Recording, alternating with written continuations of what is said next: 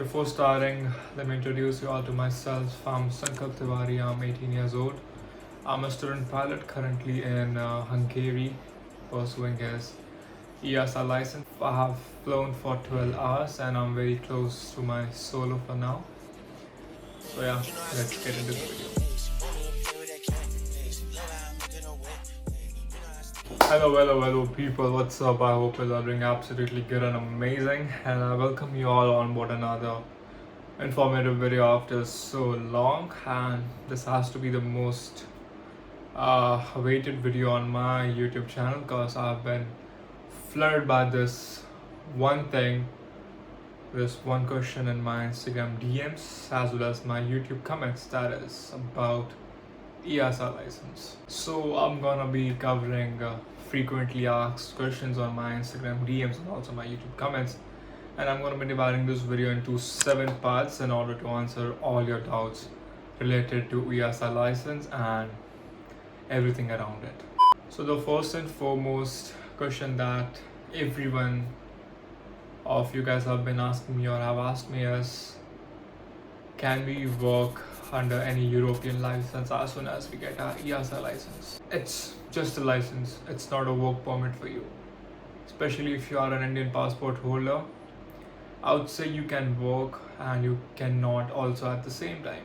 If you want to work under any European license, you need to have a specific work permit for it, or you need to have a permanent residency that we call as PR, which you usually get after you work in Europe for specifically 3-4 hours or more than it. Depends country to country, but that's one way you can work as a pilot in Europe, but it's gonna come up with this cost. So I wouldn't suggest, or no one would suggest you to stay here and work for any other thing other than aviation for 4-5 years just for you to get a job in Europe.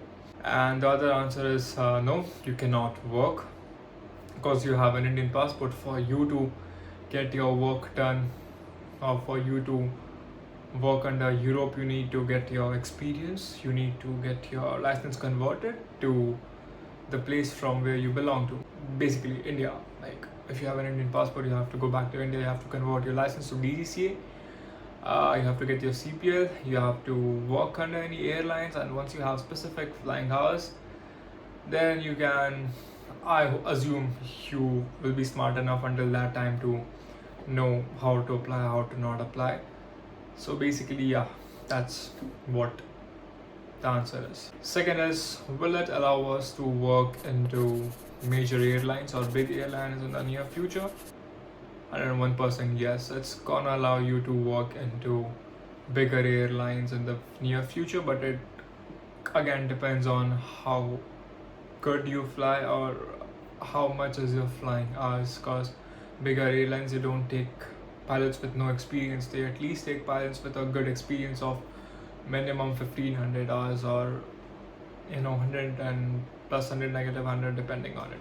So it does open doors for you for bigger airlines if you have an EASA license, but anyway, it's gonna come down to your flying experience or your flying hours. Third is, how is it different from any other license? How is EASA different from any other license? So to get EASA license, you have to go through very rigorous flying training, which is gonna make you a good skillful pilot at the end, and you're also gonna get your license by giving 14 ATPL theory exams.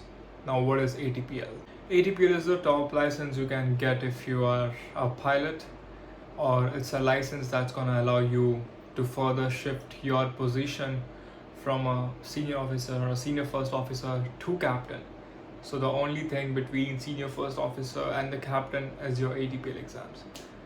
And if you see any captain around the airport or around anywhere, if you ask them, do you have your ATPL, the 101% gonna say that yes, they have the ATPL, because without ATPL you cannot be a captain, and for that you have to give exams again after you are a SFO, you're working into any airlines.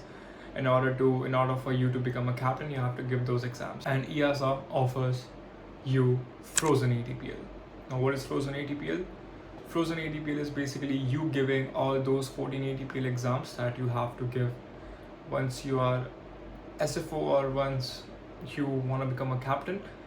It's the exams that you're gonna give right now, which I'm gonna be giving, which I'm preparing myself for the Frozen ATPL. And Frozen ATPL gets unfrozen only when you fly for 1500 hours, 1500 hours, and then I can apply for the post of captain the very next day. So this is what EASA offers in terms of license and flying. Now coming on to the second last and the last topic, what's the value of EASA all over the world and why did I choose EASA? First things first, it opens doors for you worldwide. It's globally recognized and respected as the most valuable license. Highly recognized in Europe and Middle East too, because at the end every pilot's ultimate aim is to get into Middle East or somewhere in the bigger airlines, right? And trust me, it's widely recognized in Middle East. If your end goal is Middle East, then EASA license is your go-to license for a while. I mean, if you do not get EASA license, it's still okay, but still EASA license is recognized good in Middle East. Again, it covers a huge market. If you have just this one license, gonna cover a huge market in terms of aviation around the globe. And high training standards, of course, is gonna prepare you well for your airline trips and for your airline examinations once you are done with your license. So these were all the things that were mostly asked to me on my Instagram and on my YouTube comments. So I hope I answered all your questions and I clarified all your doubts. If you still have got any doubts regarding this and about my program that I'm doing, if you want a video about that, please let me know in the comment section or just hit me up on Instagram, and if I get a good count for it, I'm gonna be making a video about my course that I'm doing in Hungary. And yeah, that was it. If you still have got any doubts, please let me know. Hoping to see you all super soon on the next one. Until then, take it easy, people. Signing off, this was Sankalp.